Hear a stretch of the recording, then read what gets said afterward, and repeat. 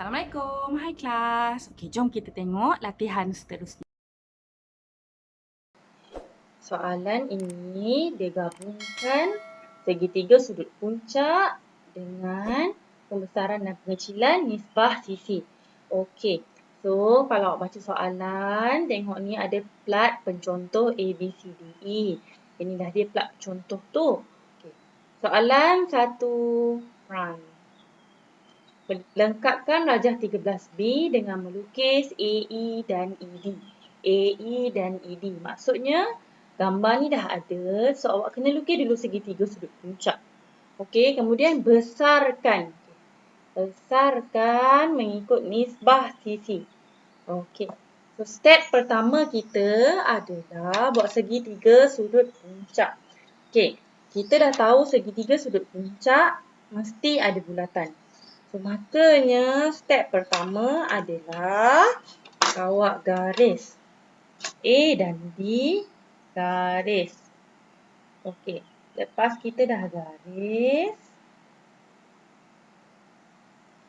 dan kita bahagi dua. Okey, buka satu bukaan. Kita ambil melebihi separuh. Okey. Kemudian awak bahagi dua garisan.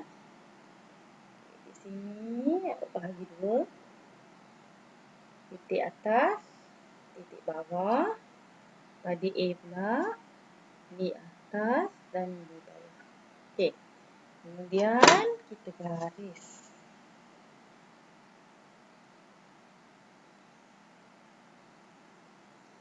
Selepas kita dah garis, sekarang ni kita nak buat bulatan. So, kalau sudut puncak 60 darjah, kakinya kita boleh buat 30 darjah. Okey. So, macam mana nak buat 60 darjah, 30 darjah? Buka satu bukaan. Okey. Cucuk di A dan pada garisan AB buat satu lengkung. Dan awak akan dapat titik M. Okay, pada titik M, cucuk jari yang sama, tanda satu. Bila awak tanda je satu, dia jadi 60 darjah. Okey. Kemudian bukaan yang sama boleh juga tanda di sana dan silangkan. Jadi, makanya ini adalah 30 darjah. Garis. Bila awak garis, dia akan bersilang di titik persilangan antara pembahagi dua ni dan juga sudut 30 darjah di sini. Okey, di sini kita panggil titik N. Jadi, maka jarinya dari N ke A buat separuh bulatan yang sampai ke titik B. Okey. Kemudian awak tengok kat sini soalannya ada titik serong. Panjang serong sebanyak 75. Makanya ukur 75 menggunakan jangka lukis. Okey. So kalau ambil dari 1, makanya kita sampai ke 8 lah. Sebab 8 tolak 1, 7 kan. Jadi 85. So dari 1 ke 8, jadi 75 lah totalnya. 75 cucuk di A dan tanda je pada lilitan bulatan akan terjadilah segitiga sudut puncak. Okey. Bila dah siap segitiga sudut puncak, kemudian kita akan buat pembesaran pula. Sebab soalan nombor 1 dah siap. Soalan nombor 2, besarkan mengikut nisbah sisi 4 nisbah 3. Untuk pembesaran, ambil satu sisi. Okey, sisi yang rata, kita tengok kat sini, A dan B ni nampak rata. Kita boleh bawa dia ke bawah. Sebabkan nisbah sisi, maka kita tarik satu bukaan. Tak kisah besar mana. Dan kita ambil nombor yang paling besar iaitu nombor 4. Dan kita tandakan dari A. Okay. So, dari A, tandakan 4 bahagian. 1, 2, 3 dan juga 4. So, ini adalah yang ketiga dan keempat. Sebabkan kita nak besarkan, maka ini AB, ini gambar ni adalah yang ketiga. So yang ketiga dengan titik B garis. Bila awak dah garis, kita akan buat garisan pancaran. Sebabkan kita tarik dari A, maka pancaran dari A. A, kita pancarkan, B ni panjang sikit. Okey. Semua titik yang ada, okey, disebabkan ni D, ini adalah E kan. Semua titik yang ada, kita pancarkan. Okey. Kemudian, AE dah sudah, kita buat AD pula, kita pancarkan dia. AD. Okey. AC.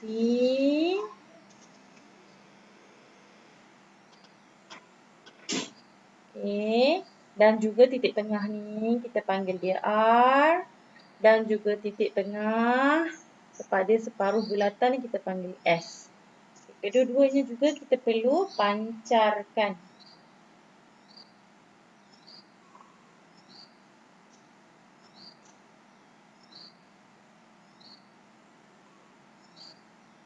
Bila awak dah siap pancarkan, maka kita dah boleh buat pembesaran. Okay. So, tadi 3 dengan B kita dah garis. Makanya kita nak cari B prime. Okey. Kita selarikan 3 dengan B ni, kita bawa ke 4. Kita garis dan kita akan jumpa di sini adalah B prime. Okey. So, B prime kita. Dan kita nak buat jejari lengkung BC. Okey, makanya kita perlu cari R prime kita. Okey, so kita boleh selarikan B ke C, kita garis.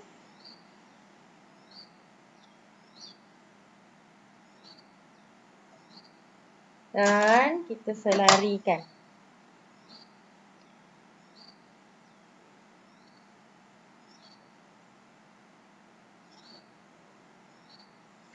Makanya ini adalah titik R prime.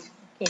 Jadi jejari dari R prime cucuk di R ke B prime. Okey.